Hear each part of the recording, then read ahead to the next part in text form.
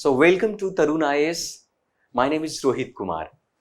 आज 30 अगस्त 2022 का the Indian express और द हिंदू के न्यूज को हम लोग पढ़ेंगे, जो हमारे एग्जामिनेशंस के लिए, यूपीएससी के लिए बहुत ही महत्वपूर्ण हो सकता है। तो आज का जो न्यूज है, आज का जो हमारी समसामयिक जो घटना है, जो GS2 पेपर 2 के लिए आपको कह सकते हैं भारत और उसके पड़ोसी देशों के बीच की जो बायलेटरल, ट्राइलेटरल या उससे संबंधित मुद्दों पर आधारित है। तो GS2 के लिए बहुत ही इंपॉर्टेंट है। हम सभी को पता है कि जिस प्रकार से भारत और चीन के बीच का जो रिलेशनशिप है, भारत और चीन के बीच के जो संबंध है, कभी कभी दिन पे दिन काफी सेंसिटिव होता दिखता है, दिन पे दिन काफी बिगड़ता हुआ दिखता है।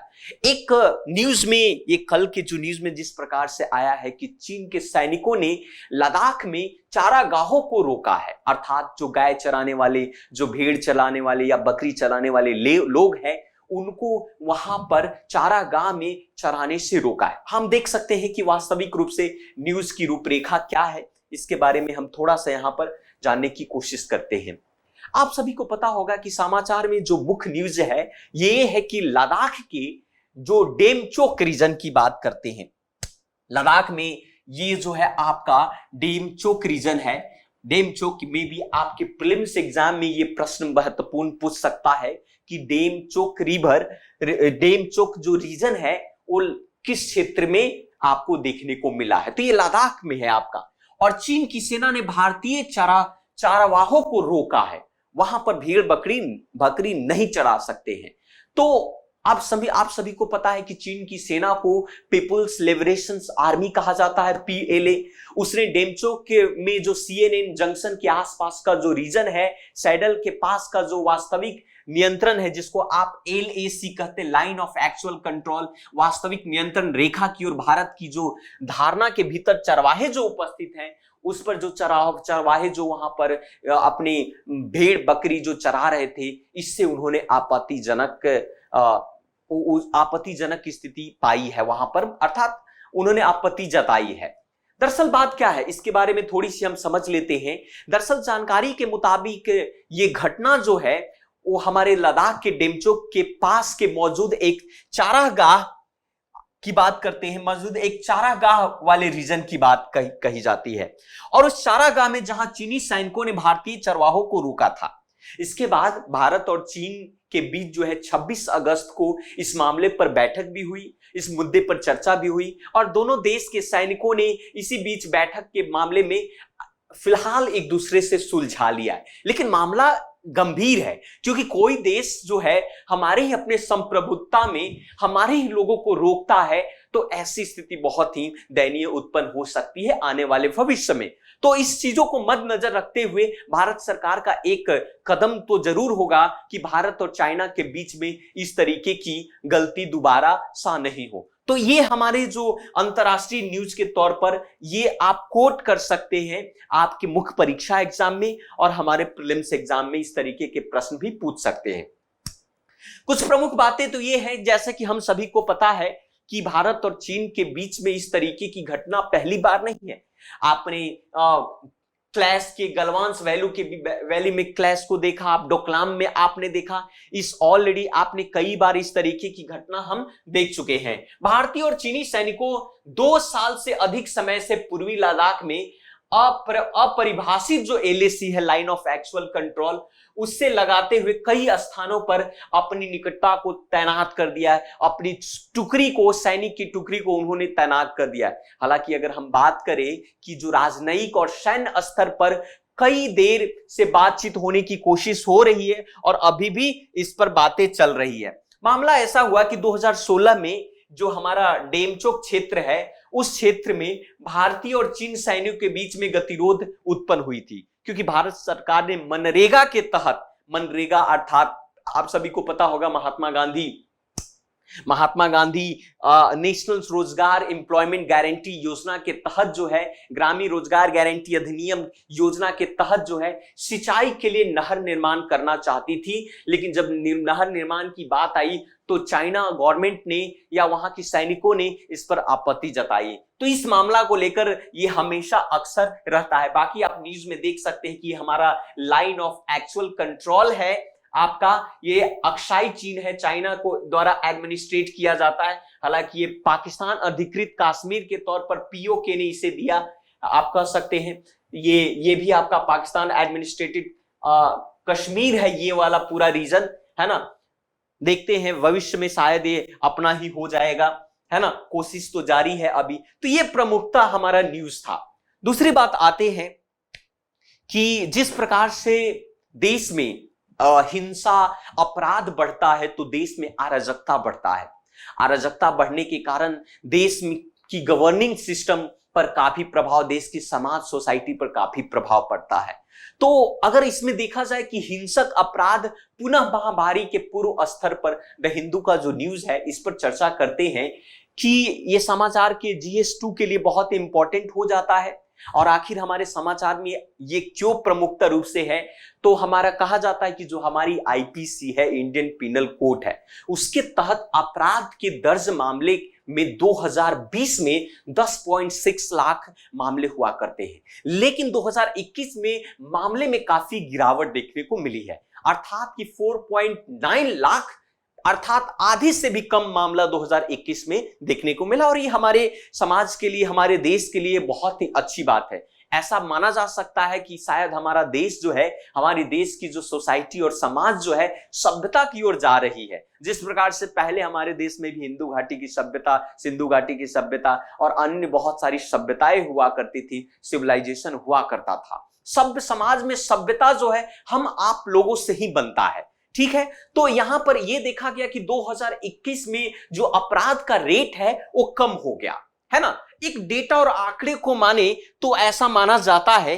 कि आप इस फॉर्म में देख सकते हैं डेटा की अगर हम बात करें तो कह सकते हैं कि जो असम की सरकार, असम जो है 2021 की प्रमुख राज्यों में हिंसक अपराधों की बात करें, हिंसक अपराधों की जो गणना 1 लाख में होती है, 1 लाख के तौर पर देखा जाता है कि 1 लाख व्यक्तियों में, 1 लाख जनसंख्या में कितनी हिंसक घटनाएं हो रही है।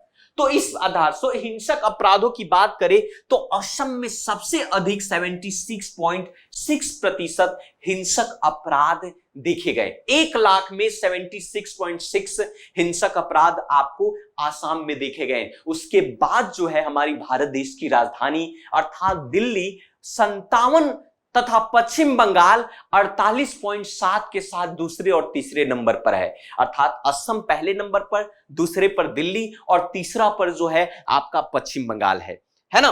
गुजरात और आंध्र प्रदेश, ये तमिलनाडु, ये सबसे कम है। तो आप अपने एग्जाम की जो मुख्य परीक्षा में इस प्रकार की जो आंकड़े और डेटा को आप कोट कर सकते हैं, उसको लिख सकते हैं और आप अपने आंसर को, अपने उत्तर को ये बहुत ही बेहतर तरीके से आप उसको ब्यूटिफाई कर सकते हैं। तो ये प्रमुख है और ये सरकार जो है इस पर काफी काम कर रही है। हिंसक अपराधों की बात करें तो एक प्रश्न इसमें बन सकता है कि उड़ीसा में इसकी वृद्धि बहुत ज्यादा हुई है, उड़ीसा में इसकी वृद्धि बहुत ज्यादा हुई है। तीसरा सबसे प्रमुख है आपका जनजाति वर्गीकरण से रिलेटेड। आप सबको पता होगा सीड नामक योजना चलाई गई थी, तो जनजाति वर्गीकरण कार्य से संबंधित हम द हिंदू में दिया गया है। तो ये आप देख सकते हैं कि इसमें सबसे प्रमुख बात तो ये है कि जिस प्रकार से हमारी सामाजिक न्याय मंत्रालय, जिसको आप मिनिस्ट्री ऑफ सोशल जस्टिस भी कहते हैं, उसने कहा कि अब तक जो हमारा सीड था, सीड अर्थात विमुक्त डी नोटिफाई घुमंतु अर्ध घुमंतु जनजातियों के लिए आर्थिक सशक्तिकरण की योजना, आर्थिक सशक्तिकरण की योजना के तहत लाभ के लिए ऑनलाइन 402 आवेदन प्राप्त हुए। हम सभी को पता है कि हमारी देश के अंदर में जिस प्रकार से दबे कुचले लोग हैं, जाति जनजाति के रूप में बांटा गया है और कहीं न कहीं सबको समानता के तौर पर उसको आगे आने के लिए इस तरीके के प्रावधान हमारे संविधान में और हमारे पार्लियामेंट के एक्ट के द्वारा किए गए। सीड योजना लाई गई थी ताकि जो है जनजाति लोगों में आर्थिक सशक्तिकरण किया जाए। और इसके तहत काफी लोगों को बेनिफिट भी मिला है ऑनलाइन 402 आवेदन के तहत। यहां पर यह भी देखा जाता है कि 1400 समुदाय के लोग जो है 10 करोड़ से अधिक भारतीय इन समूहों से संबंधित रखते हैं। और इसके तहत सीड योजना के तहत मेन मकसद यह है कि किस प्रकार से, मेन जो उद्देश्य है इसका, कि छात्रों को निःशुल्क प्रतियोगी परीक्षा कोचिंग प्रदान करवाया जाए, ताकि जनजातीय लोग भी जो है हम सामान्य लोगों की तरह जो है उसके कैटेगरी में या उसी ग्रुप में आए। जैसे स्वास्थ्य बीमा हुआ, आवास के लिए वित्तीय सहायता प्रदान करना हुआ, आजीविका पहल के माध्यम से इन समुदाय के समूहों का उत्थान करना हुआ। इन सभी मुद्दाएं जो है जनजाति के लिए सीट के तहत बहुत ही प्रमुख है। वित्तीय वर्षों की खर्चा की बात किए तो 7200 करोड़ रुपया 2021-22 और 2025-26 तक के 5 सालों में ये 7200 करोड़ रुपए का आवंटन किया गया है जनजातीय विकास के लिए। एक ऑनलाइन पोर्टल के माध्यम से लागू किया जाएगा और प्रत्येक आवेदन को आवेदन करने और ऑनलाइन आवेदन की स्थिति को ट्रैक करने के लिए एक विशिष्ट आईडी भी प्रदान किए जाएंगे। तो ये है हमारे सीट से संबंधित, जनजातीय से संबंधित आपके समाचार जो आपके एग्जाम में बहुत ही महत्वपूर्ण देखे जाएंगे। एक चलते हैं, बात करते हैं APEC में भारतीय टेक हब के आगे बीजिंग। ये प्रासंगिकता महत्वपूर्ण अंतरराष्ट्रीय संस्थान और एजेंसी से संबंधित है। GS सेकंड में इससे प्रश्न बन सकते हैं। क्या है ये? बहुत ही ऑलरेडी ये आप सभी को पता होगा कि जिस प्रकार से तकनीकी दिन पर दिन बढ़ती जा रही है, तो देखा जाए कि प्रॉपर्टी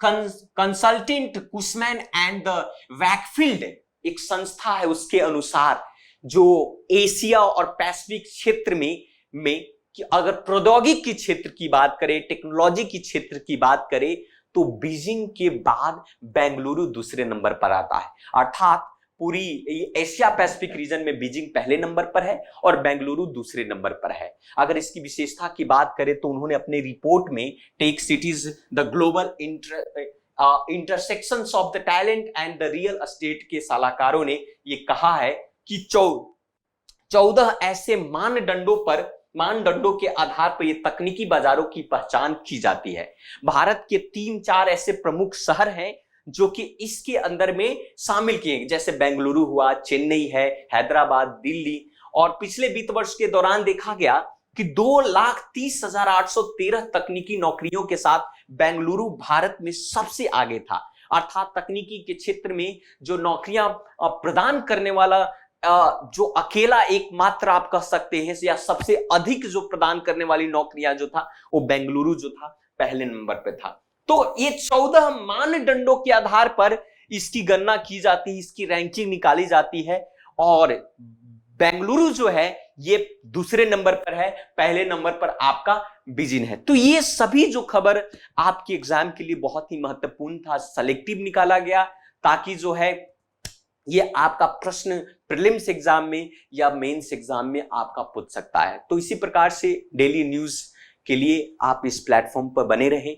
बेहतर होगा कि तरुण IAS के डिजिटल प्लेटफॉर्म को आप सब्सक्राइब करें और नोटिफिकेशंस के लिए बेल आइकन को प्रेस करें ताकि आपको रोज की जानकारी घर बैठे आपको मिलता रहे।